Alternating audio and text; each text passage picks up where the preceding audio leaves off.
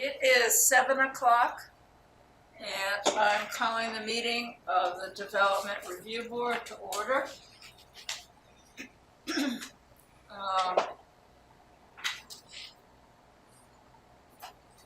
John And Dan. Dan, you need to show yourself.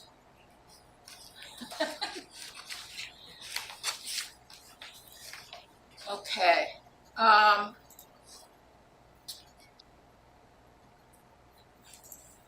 going to read the chair's opening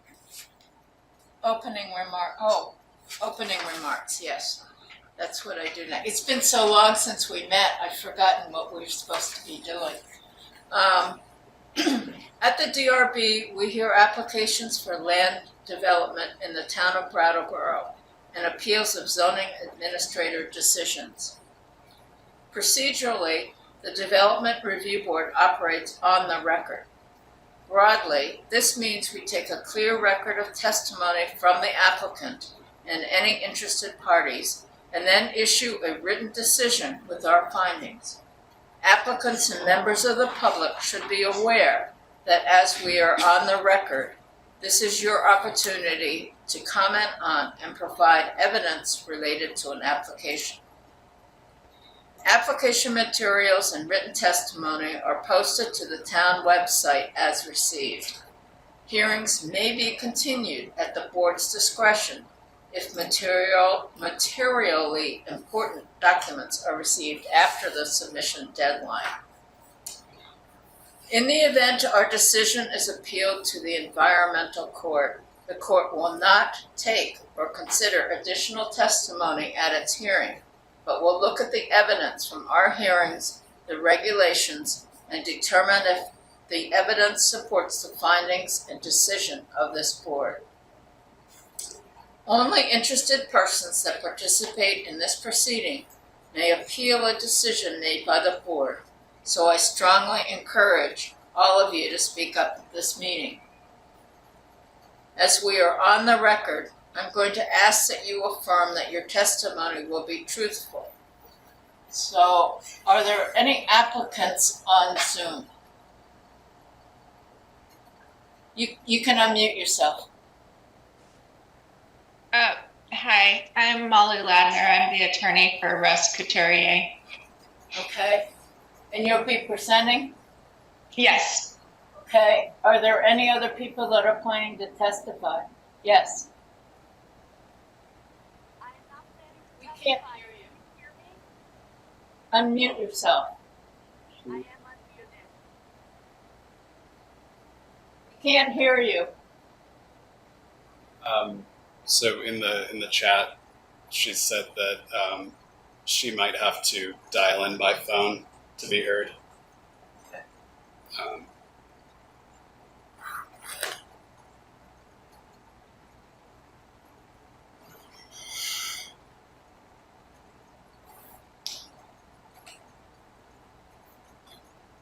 I will be testifying for the town on the River Conservancy application as well. What? I didn't hear you, Brian. Very muffled. Okay, I'm going to be testifying for the River Conservancy application as well. Okay. I'm going to, as soon as she gets on the phone, or can you hear me anyway? Okay. I am going to swear you in, okay? Molly, I'm going to swear you in also. Well, you don't have to swear since you're an attorney, but it'd probably be a good idea, okay?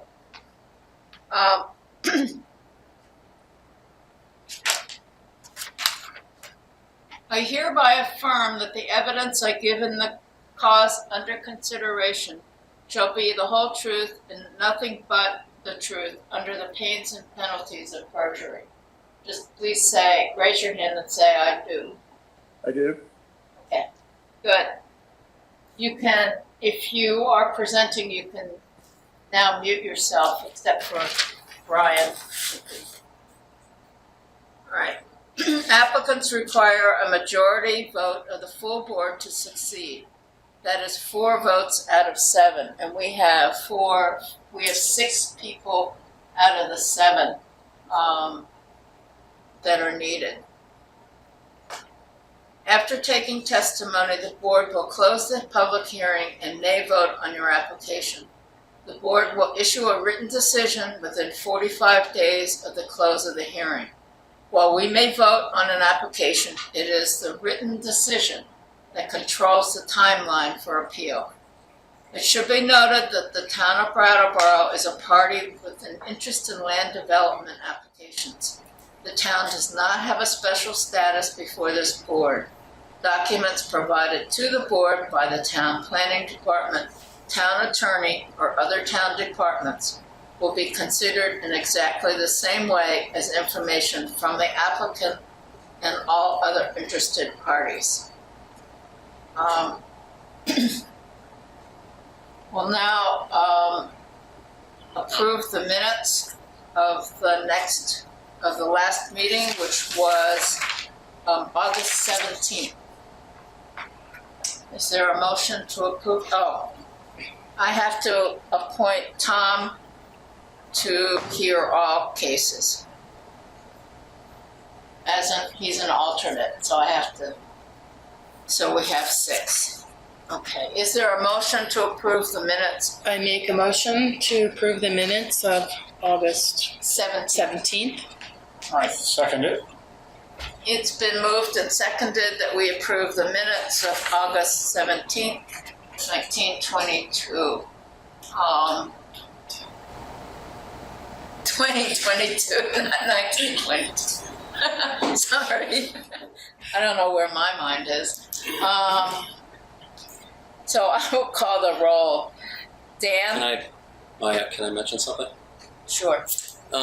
In one of the motions for that flood property, not the flood property, but the property along the West River, I think it misstated the request a little bit.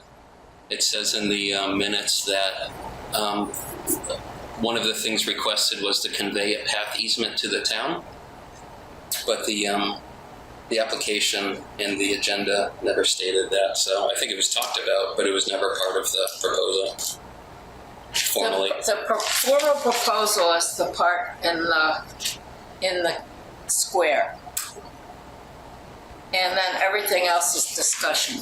Oh, okay. Okay. I was reading under the motion part. Yeah. So we can make a motion about things that were discussed, but not in the original application.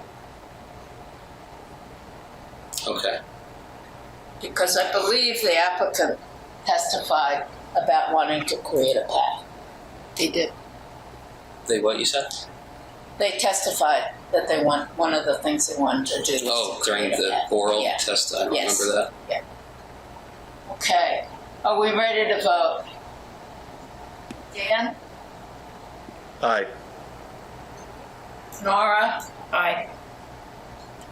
Tom? No. Michael? Yes.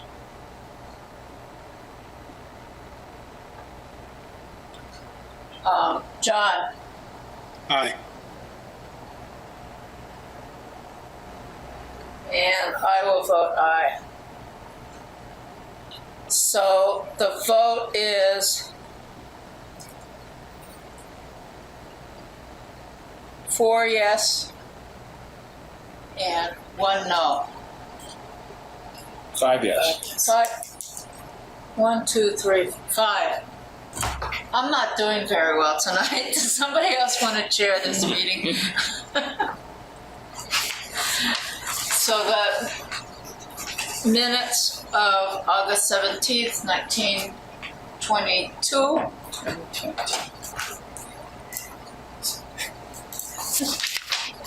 Anyway, the minutes are approved for the last meeting. Okay. The first item on the agenda. Is the meeting warrant. What? Brian is the meeting warrant.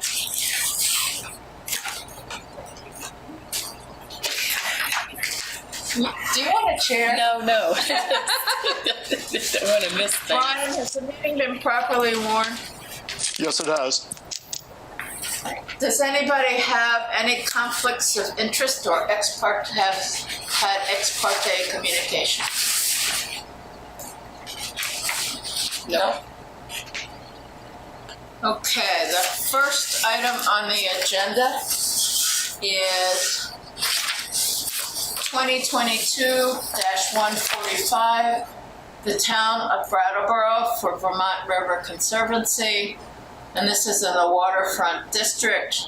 And this is a request for a reapproval of a project that was first approved on August 29th, 2018, and the permit has expired without the work having been completed.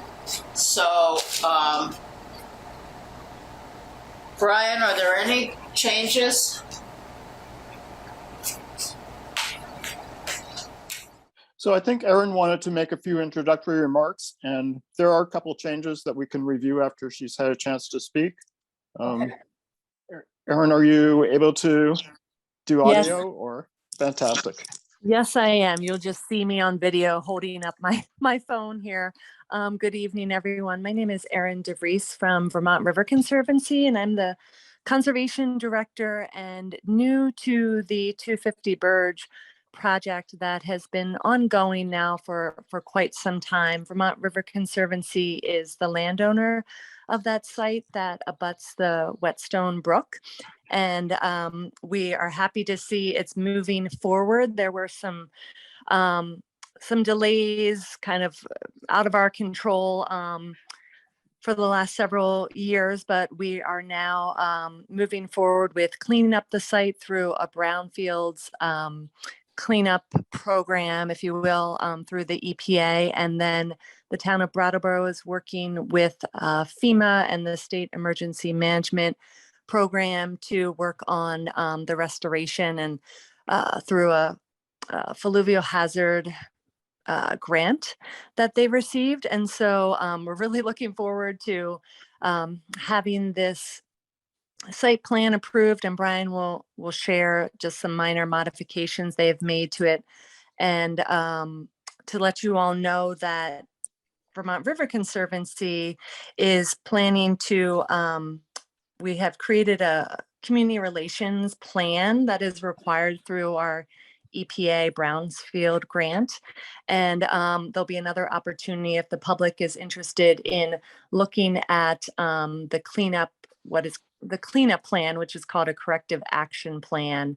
And that will be, that plan will be notified, if you will, in the next couple of weeks. So there'll be another opportunity for, again, folks to look at how the site will be cleaned up. But essentially we're trying to, the two entities, the EPA and FEMA, I guess, as well as Town of Brattleboro and Vermont River Conservancy, as well as many other people that have been involved with this project since 2016, are really, we want to just increase the functional floodplain of the Whetstone Brook, and that that site that was a former Sasasimo log storage or saw storage, lumber storage, excuse me. And so we're excited to have this moving forward with construction in the spring and summer for everything to be completed next fall, 2023. So thanks for letting me just chat about this project that I'm super excited about. Thank you. So yes, so I think this is mostly a refinement of the plan that you folks looked at before in 2018 and approved at that time. There have been some changes made in response to different permitting authorities at the state and federal level. Those include having a wider planted riparian buffer. So it's going to be more preservation of trees along the shoreline. There had been planned for a stormwater retention basin at the westerly part of the site, and that's being replaced with a restored alluvial fan. There are going to be some walking trails. There's going to be an overlook. There's also going to be some signage for historic resources that were found on the site. They're going to be documented. There's also been some refinements in the construction plan itself. Earlier, they found some historic resources, including Abenaki artifacts and industrial artifacts from the 19th century. So during the construction, there'll be people on site looking for further resources, and they'll be preserved if any are found and documented. And I think that's about the extent of it. I remember the original project, and my question then, and I guess it's still a question, is I'm concerned about the parking down there. When I visited, and I admit I haven't been there for a couple of years, there seemed to be only room for 2, maybe 3 cars. And I was wondering whether there was any provision to enlarge the parking area, or do we just expect it to be a very low use park? So I think there are going to be 6 spaces on site, and I think it is expected to have relatively low parking levels. I suspect if there were a special event or something on the site, it would be possible to park on the grassed areas as well, but we haven't really planned for that eventuality. Is there any, Tom? Yeah, I've got a few questions, hopefully with just quick answers from my notes here. The river overlook, number 5 on that color rendering. I'm wondering, it says overlook, but just in this little pictorial, there's lots of trees between that and the river. I mean, I don't know if this is really the DRB's purview, but I'm just curious, is that actually going to be are you actually going to be able to see the river, or is there going to be, 100 feet or more of trees? I think you should be able to see the river. Some of the planting is going to be lower shrubs, and some of the trees should have a pretty high crown. I didn't ask the landscape architecture of that. I can pass it along and That'd be see great. if we can get clarity. That'd be great. It's also Okay.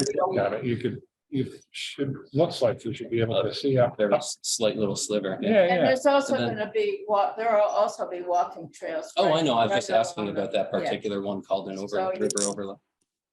Yeah, so speaking of that, then number 6, that says the path to the river's edge, is that literally going to go down to the water, or is it, I know currently that site has a bit of like a 6-foot kind of cliff, but that's going to be dug out, right? So is that actually, people are going to be able to touch the water easily from the path? Yeah, it's intended to be accessible. There's been a lot of interest over the years in having accessible fishing spots for people who use wheelchairs, and Yeah. that path is in response to that. So as the berm is removed and the site grade is lowered, it should be a gradual path that people can negotiate. All right, fantastic. I'm not an engineer. Is stone dust, compacted stone dust, resistant to flood damage? I think a lot of the pathways would probably need some repair after a serious flood event. And you could also expect some channel migration, which is actually something that would be encouraged and welcomed. Right. So, this is a flood resistant landscaping, and it would be restored after the fact. Okay.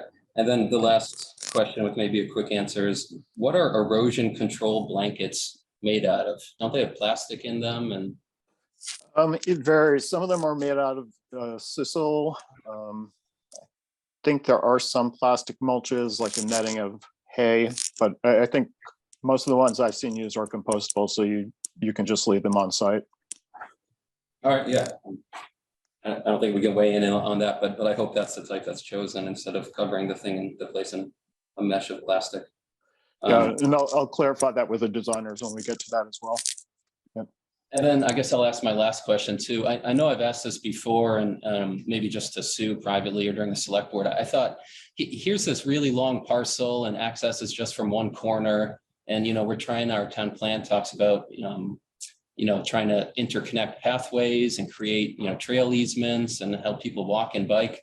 And so going on like the north or the upper left of that photo to connect to William Street, alongside that homeowners association cul-de-sac area there on the upper left.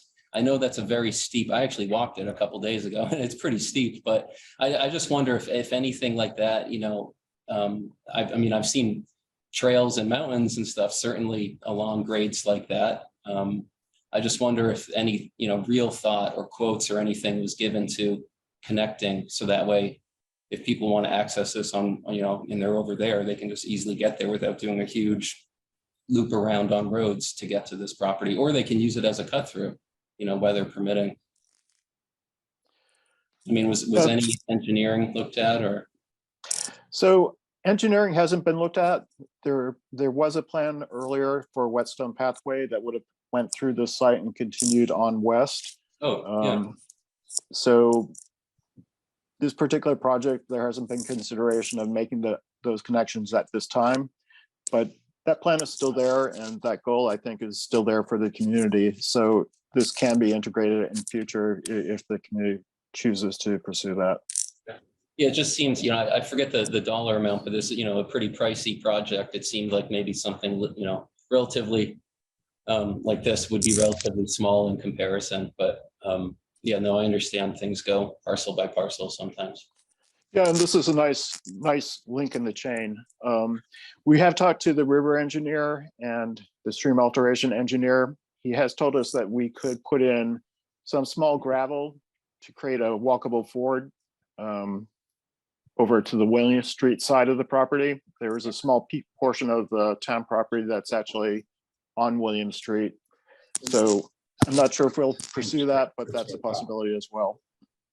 Yeah, that'd be great. Hopefully it comes. Okay, thank you. Are there any other questions? Michael? John? Or Dan? Yeah, just a quick one. Are the properties across on William Street considered abutters to this property? Yes. Okay. Yep. So they've all been contacted in one way or another, I'm sure. Yeah, and I also warned people who are just on the end of Birge Street and might be impacted by construction noise, because there will be quite a lot of truck traffic. Yeah, and whenever I've been on that area of William Street, people are aware of the project and actually pretty eager to see it happen. Great. Yeah. Actually, while we were just looking at that map, but I was looking at it too. The little spur that comes off on the western side of the property, is that due to yeah, on the very far edge there? Is there an abutter that how did that come to be? I guess is just a curiosity. You're talking about up on the upper. Yeah. Yeah. Because is it a separate property owner that owns the peninsula of land in between there? I'm not sure why it's colored in that way. That portion is also belongs to the town. Oh, the coloring is just the coloring isn't the actual parcel boundaries. Right, but that's the parcel boundaries are like a thin dark gray line, I think. Yeah, right. Which is kind of hard to see, but extends from that point. Yeah, that little gray thing. Okay. I'm not sure why it's colored gray. I think that just means they're not going to do anything with it for that project. Yeah. But the yellow is like grass and the green is wetland and yeah. And planted, yeah. So I'm assuming that's either a high point or a low point in there where the grass will be around it. I just haven't seen that far. That makes sense to me, but I don't really know. Just curious. Yeah, I'm not entirely sure, Dan.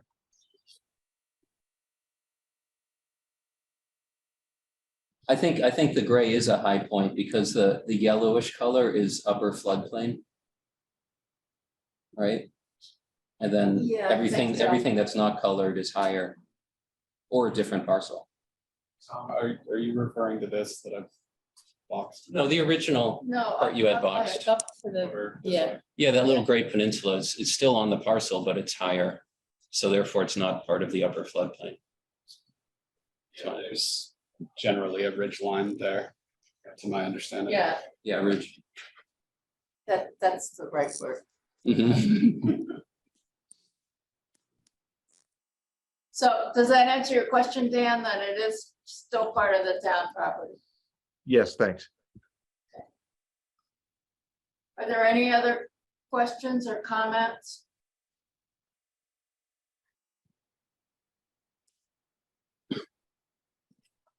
No, hearing none. Are there any members of the public?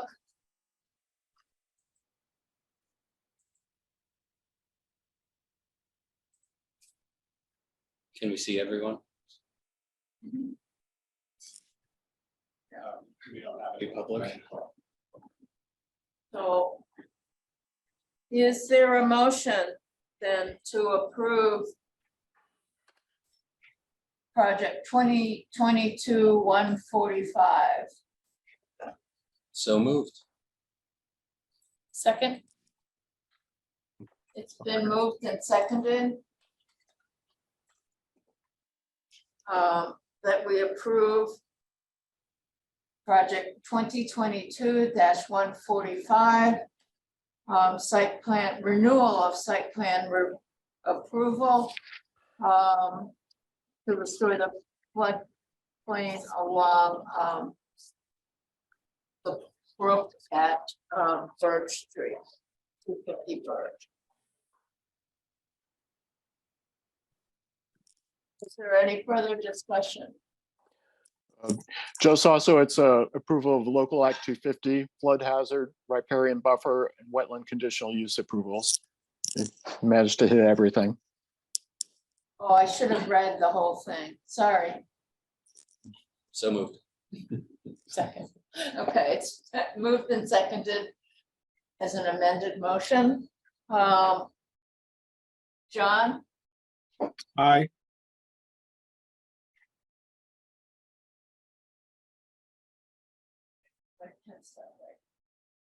Dan. Aye. Nora, Aye. Tom. Aye. Michael, Yes. and I will vote yes, so that is 6 yeses and no nos, no nays.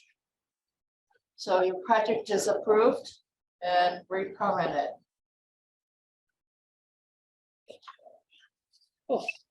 Thank you. Oh, you're welcome. It's an exciting project. It is. It's gonna be great. Okay.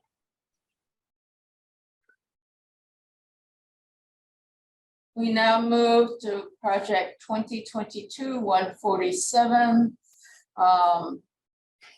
The Couturier Family Revocable Trust request for renewal of plat approval to create a new 27.98 acre parcel. And this is at 95 Red Oak Ridge, which I had trouble finding. It's off Ames Hill. Yeah, it is, yeah. It's past the Robb family sugar place. I don't think I've ever driven that far out Ames Hill Road. Oh, good. South Pond? What? South Pond's at the top. No, I go from the other direction. You go to Marlboro and then whatever. Okay, so, Ms. Molly, you're going to present? Yeah, so I represent Russ and Elizabeth Couturier, who are the trustees of their revocable trust. Basically, they own about 34 acres right now. They would like to complete a minor subdivision of keeping about 28 acres as undeveloped land that they're going to put into current use. The other acre would be a 6-acre parcel, and it would contain the single-family dwelling that's currently on there. Their motivation for all of this is they want to be able to convey the house to their son eventually.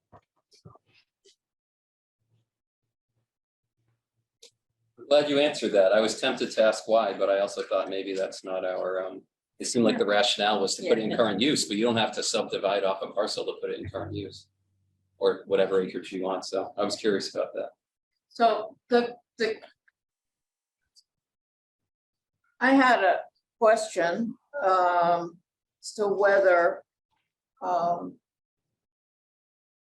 there's any expectation that this property, the conserved property, will ever have public access, because right now the only access is through the 6-acre parcel and by the driveway.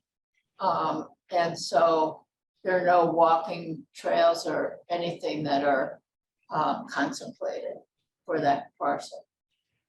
Not right now. I think their motivation right now is simply that their son doesn't want the whole piece of land, and Russ and Elizabeth want to retain I think they do go hiking through there. They want to retain the property, but there's no plans right now to put any trails or have public access to it. I don't think they intend to sell it either. They just want to keep their woods lot, I guess.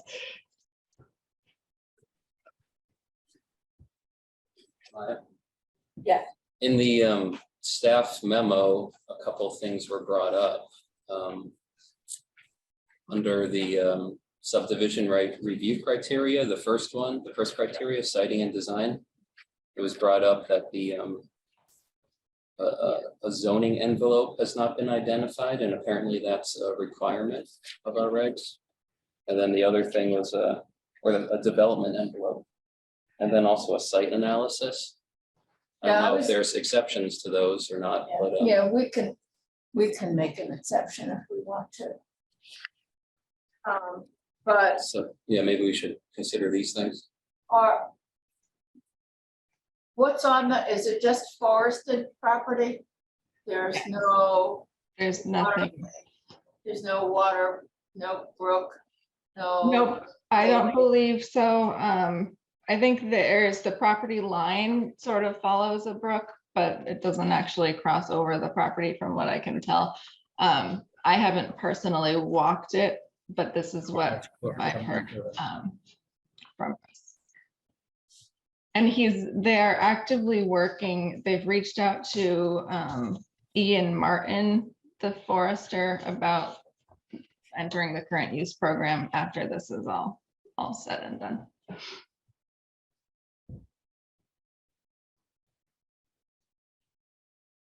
We also still have so I have the original, the Mylar, and I think to add the development envelope to it, I think is a pretty easy. I had to do that for another one pretty recently. So I think if it was a requirement, the surveyor would probably be willing to add that. We can make that a condition. Yeah, I'm not sure. It seems like, is it saying the board can just waive it, or if we waive it? No, we can make it a condition, Or we can waive but then, or we can waive it. I know, but then there's also the thing that talks about a conservation easement, deed restriction, or notation on the plat. It seems like there's 3 options, sort of. There is the plan to apply for a conservation easement. I don't think so. I think they just, I'm not sure exactly, but I don't think that was the plan right now.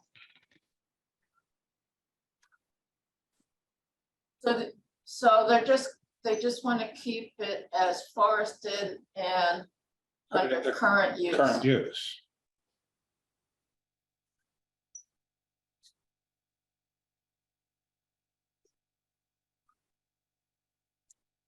So it will be deed restricted?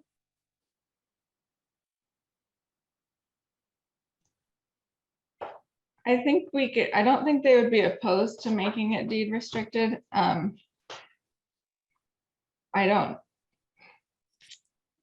honestly, I'm not sure that they've just started the process with Ian Martin about the current use. I don't know that much about whether he's even been out there or anything. I think Russ's plan was to do that mainly for the tax savings, but again, the main point was to be able to convey the smaller parcel with the house without all of the extra acreage. I'm not necessarily pushing for the, deed restriction or conservation easement. It just seems to me from the staff memo, it's just a couple of things are missing. And it sounds like the zoning envelope, the attorney said would be easy to do. And we can make that, So, we can make that a condition. And then the other thing was the site analysis. I mean, this is the first time I've actually noticed these things in the regs, so I don't know if staff wants to speak to this a little Well, better but- to inform us. So, it's my understanding these things, you need them if you're gonna develop it, if there's gonna be a house on there. Oh, okay. And they have no plan to build anything, they're putting it in current use. Oh, okay. So I guess my question is, why would we require that? As far as I know, it's just forest, right? I mean, there's nothing else there. Just. And my only concern would be if you put it into current use, what's to keep it from, Reverting? yeah, being sold? Nothing. Yeah, there's nothing. That's why deed restriction's nice. But I don't think, we can't require that though, can we, Brian? No, I don't think you could require that. I think you could give them the option of satisfying the code requirement by either having a deed restriction or delineating building envelopes on the parcel. And then it can be up to the property owner. I think that would be prudent, to give them a Yes. choice, one or the other.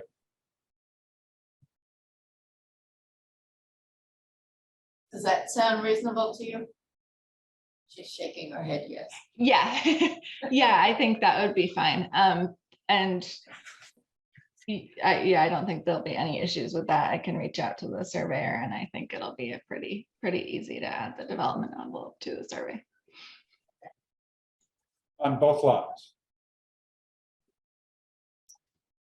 We can put it on both lots. I think the house, I don't know that regulation because the house is already on the 6-acre parcel, but I don't think it would be an issue for him to add it. It's really a few marks from what I remember on the survey, so.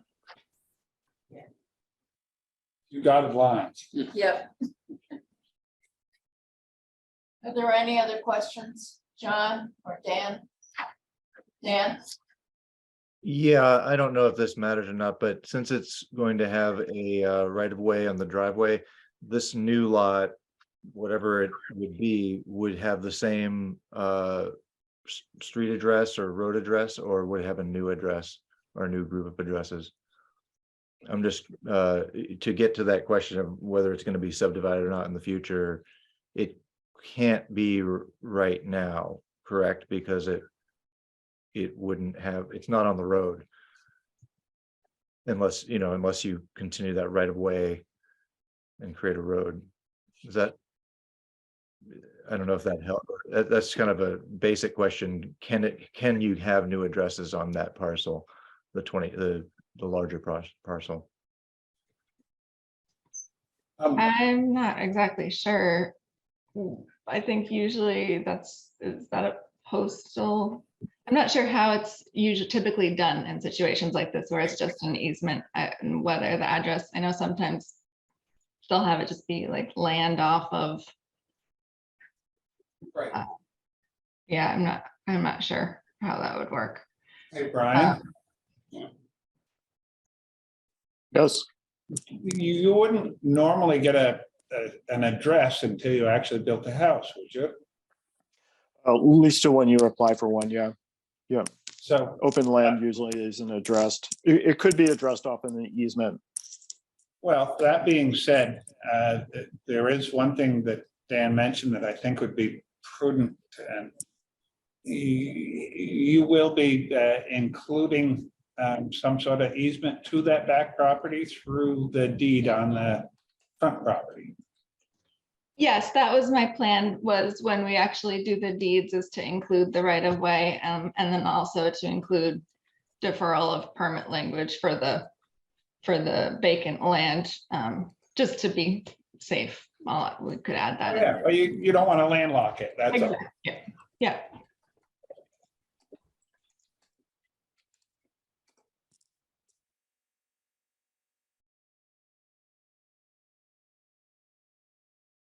Any other questions or comments? I don't think we have any members of the public. Or is there anybody online, Steve? Sorry, if I could just go back to the right of way question. I'm just looking at the diagram or the site map on the application. There's an existing right of way to access the house that's already there.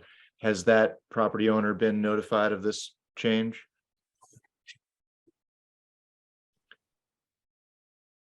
Which, It's the same owner. If it's you the look same at, owner. It's the same person.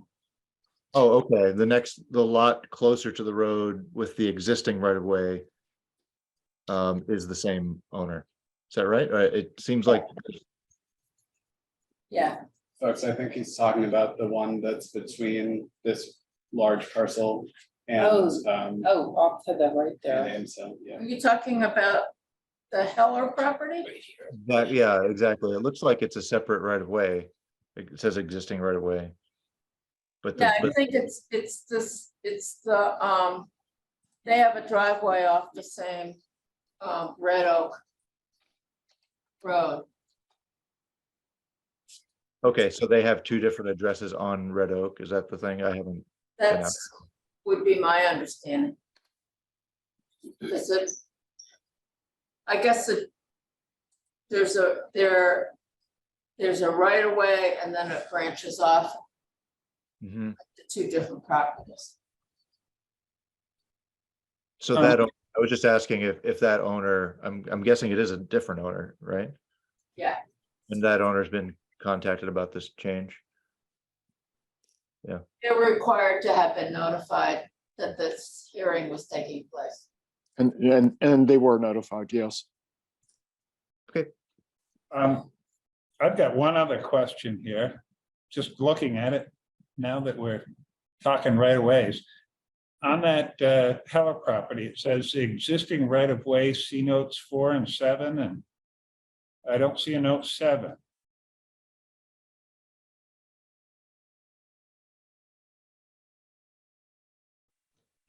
So I'm guessing, I see that I'm guessing, and I will check with the surveyor, but I think he probably meant to say maybe 4 and 5 or 4 and 6, because there's also a utility easement, I believe. Yeah. But I'll just, before the final plat is submitted, I will clarify that with the surveyor for sure, because that is a little ambiguous. I have a quick question. Do we know when this property was last subject to a subdivision? They bought it from what I can remember, they bought the property in 2015, I believe, or that's when they transferred it to their trust. So it was, the last time would have been prior to that. I did not do a full title search, so I'm not sure, but I don't think there would be any Act 250 or anything like that.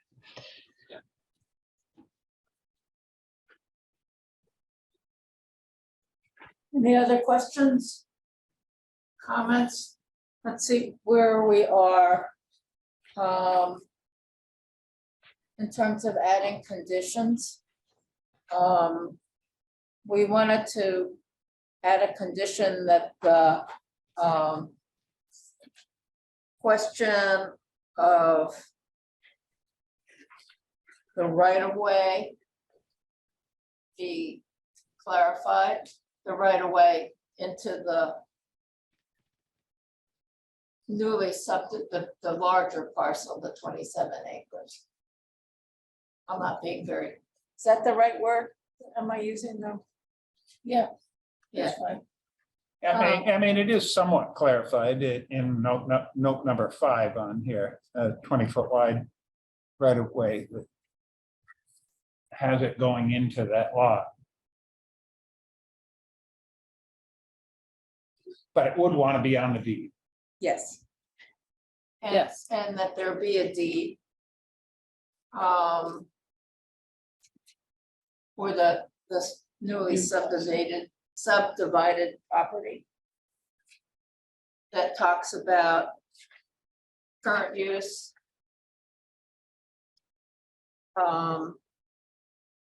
And do we still need the envelope and site analysis Well, if they're not planning to build? Well, those I two think- things are separate. They're separate requirements with different conditions. The development envelope says in the regs, it says that we can waive that if, and it doesn't seem very burdensome at all, but we can waive it if they permanently restrict future development through legally enforceable means. Sounds easier just to do. Well, the and they're development not, envelope. yeah, yeah, I think that, If I there's- agree. if there's a deed that says that they're I think it- building is restricted, Okay, that it's that we don't Current use- require the development current envelope. use, yeah, current use. One or the other. Does that am I making any sense to you? Yes. So the language I'm proposing is the larger parcel shall have delineated development envelope or envelopes or be deed restricted against development. That's right.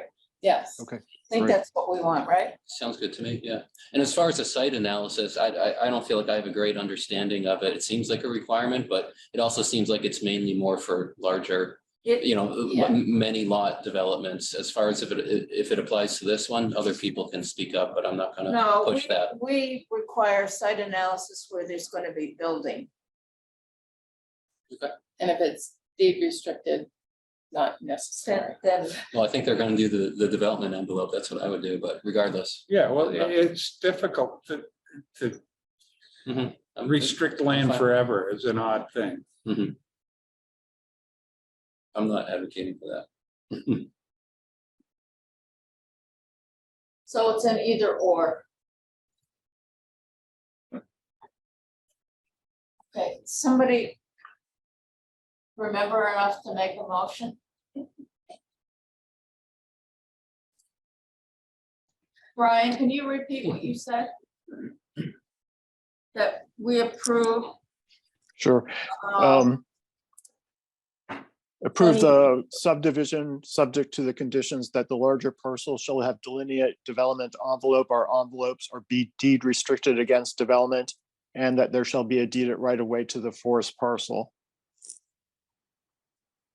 I so move. Second. It's been moved and seconded. Does anybody have any further discussion? If not, we can vote. Aye.